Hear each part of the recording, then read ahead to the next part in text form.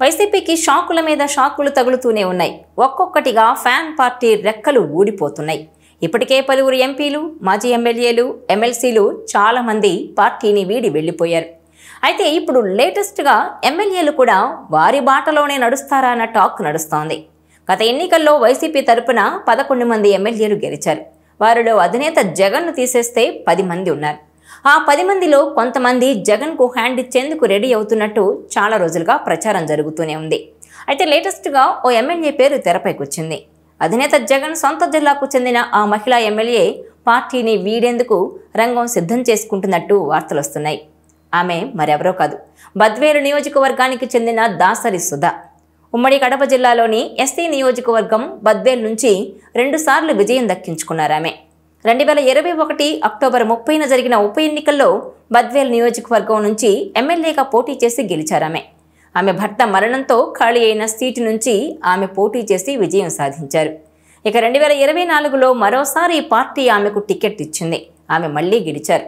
అయితే ఆమె ఇటీవలి కాలంలో పార్టీ పట్ల అంతగా ఉత్సాహంగా లేరని, పైగా అధినాయకత్వం ఆమె విషయంలో నిర్లక్ష్యంగా ఉందని అంటున్నారు. ఆమె అధినేతను కలవాలన్నా అపాయింట్మెంట్ దొరకడమే కష్టంగా ఉందని చెబుతున్నారు. ఈమెకు సౌమ్యురాలిగా పేరుంది. అదే సమయంలో వైసీపీ ఎంపీ అవినాష్ రెడ్డి కూటమిలో ఉన్నారన్న పేరు కూడా ఉంది. అవినాష్ రెడ్డి ఎంత చెబితే అంత అన్నట్టుగా ఆమె రాజకీయాలు చేశారు. కానీ ఇది ఎన్నికల వరకు విజయం దక్కించి పెట్టినా మారిన పరిస్థితులు, వైసీపీలోని బద్వేల్ నేతల వర్గ రాజకీయాల్లో ఎమ్మెల్యే ఒంటరైపోయారు.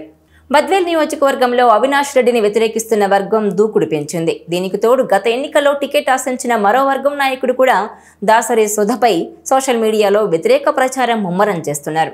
ఆమె వల్ల నియోజకవర్గంలో ఏమీ జరగడం లేదని ప్రచారం జరుగుతోంది. ఇక వ్యక్తిగతంగా చూసుకున్న సుధా పనితీరు ఏమాత్రం బాగోలేదన్న చర్చ అయితే ఉంది. పార్టీ అధికారంలో ఉన్నప్పుడు కూడా ఆమె నియోజకవర్గంలో ఏ పనులు చేయలేదని అంటారు. ఇప్పుడు అధికారంలో లేకపోవడం, వ్యతిరేక వర్గాలు రెండూ కూడా ఆమెను దూరం పెట్టడంతో పాటు ఎటు పాలుపోని పరిస్థితి నెలకొంది. కొన్ని రోజుల కిందట తన గోడు చెప్పుకునేందుకు తాడేపల్లికి రాగా 2 రోజులు వెయిట్ చేయించారట అధినేత. దీంతో మనస్తాపానికి గురైన సుధా జగన్ను గాని, తాడేపల్లి పెద్దలను కానీ కలవకుండానే ఇంటికి వెళ్లిపోయారట.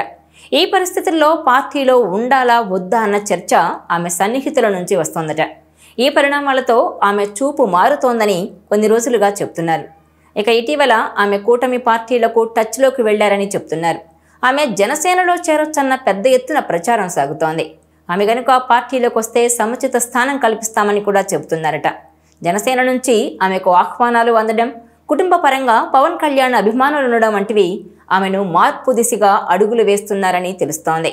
ఇవన్నీ పక్కన పెడితే ఇప్పటికే 164 సీట్లు కలిగి ఉన్న టీడీపీ కూటమికి అనవసరంగా ఈ ఫిరాయింపుల తలనొప్పి ఎందుకు అన్న చర్చ కూడా సాగుతోంది.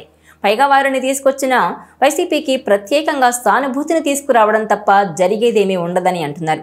మరోవైపు బద్వేల్ ఎమ్మెల్యే సుధా వైసీపీకి వేర విధేయురాలని, ఆమె పార్టీ ఫిరాయింపు వార్తలన్నీ కూడా పుకార్లు మాత్రమేనన్న వాదన కూడా ఉంది. ఆమె ఎట్టి పరిస్థితుల్లో పార్టీ మారేది కూడా ఉండదని అంటున్నారు. ఇదిలా ఉంటే జగన్ సొంత జిల్లాలో ఆయన్ను నైతికంగా దెబ్బతీసేందుకే ఇలా ప్రచారం చేస్తున్నారంటోంది వైసీపీ. మరి ఏది పుకారో ఏది నిజమో కాలమే తేల్చాలి. దాసరి సుధా పార్టీ మారుతున్నారా లేదా అన్నది చూడాలి. మరి ఆమె ఎలాంటి నిర్ణయం తీసుకుంటారో, ఏం జరగబోతోందో. ఈ వీడియో మీకు నచ్చినట్లయితే please share, like and subscribe.